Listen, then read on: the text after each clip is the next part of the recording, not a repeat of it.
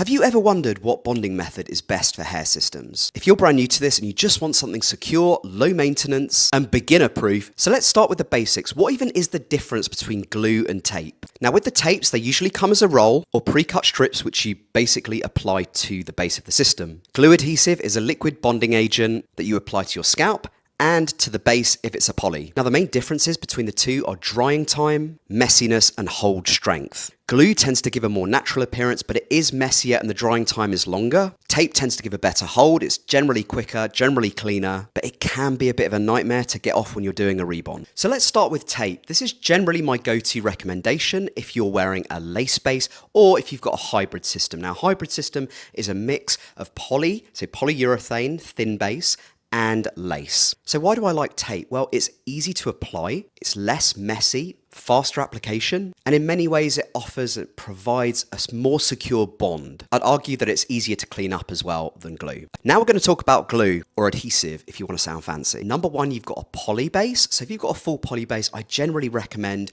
using glue adhesive. I just find it bonds better with a poly, also with the thin skin polys, so the really thin bases. Sometimes tape can actually tear that base. That's the last thing you want when you've outlaid $250, $300 on a new system. Also with glue, it just kind of has more of a dull finish to it. So with certain tapes, they do shine under light, whereas with glues, they don't. You don't have that reflectiveness. So it gives you that more invisible look. I suppose the trade-offs are it is a bit trickier to apply. It does require more drying time, and it's not really ideal if you're in a rush. If you've got time on your hands, glue can be fantastic, but if you're in a rush to get somewhere, tape is probably a better option. Consider including a scalp protector as part of your regimen.